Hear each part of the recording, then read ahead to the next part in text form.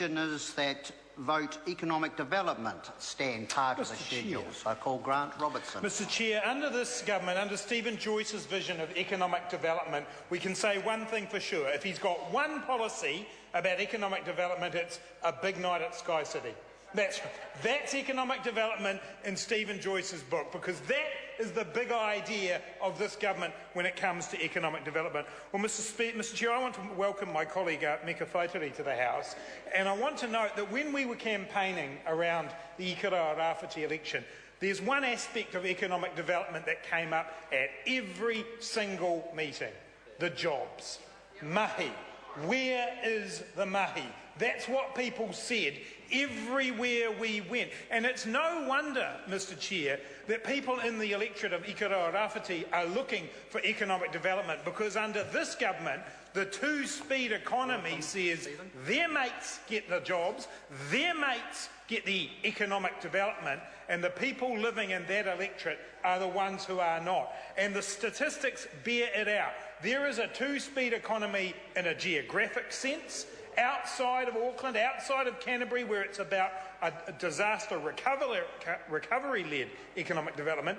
In those provincial towns and cities, in Gisborne, in the Wairarapa, and down in the South Island as well, where my colleague Rino Tirakatni spends his time, and in Invercargill on the west coast, they're the places that are suffering.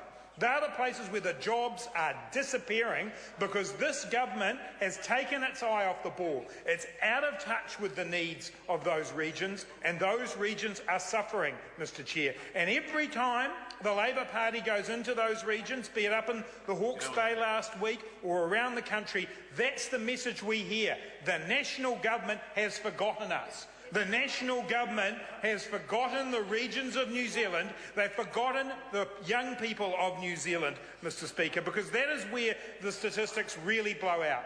The youth unemployment statistics in New Zealand are appalling, and the real-life stories that go with that are important. I had a letter from a mother in Christchurch just last week saying, "My kids are doing all the right things. They've gone in, they've tried to get the apprenticeships, they've tried to make sure that they can stay in the workforce to get the skills, and there are no jobs." Now that young woman, that mother, is in Christchurch, in a place where the economy is supposedly booming.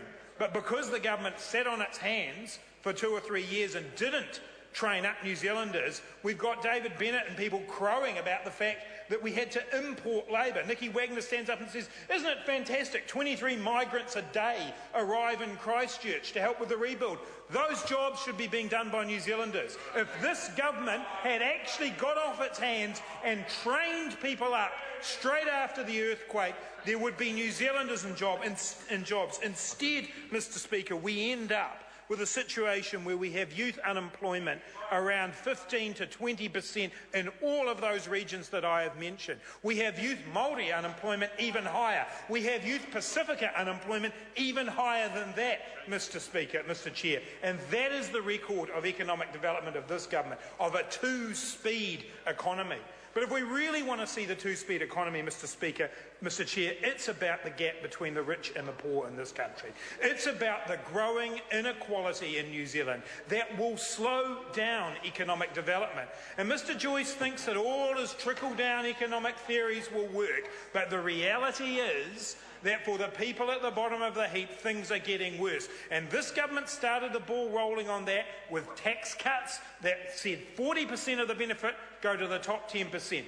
They set the ball rolling on making that inequality grow, and it has just got worse, Mr Speaker. The OECD has recently said that in New Zealand there is a considerable gap between the richest and the poorest. The top 20% of the population earn 5 times as much as the bottom 20%. And that's how we end up in a situation, Mr Chair, where the Australians are saying, "It's fantastic, we're going to move business to New Zealand because it's 30% cheaper to do that." What that means is 30% cheaper means people getting low wages. That's what that means. And Stephen Joyce says it's a wonderful investment opportunity.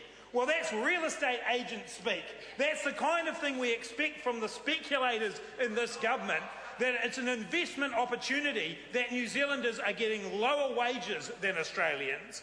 And just imagine, Mr Chair, if under this national government we hadn't exported 200,000 New Zealanders to Australia, the unemployment rate of 6% would be over 8%. That is the economic record of this government. I call the Honourable Shane Jones. Kia ora no tātou. Sir, I rise to make a contribution and to remind the New Zealand public and this House how gross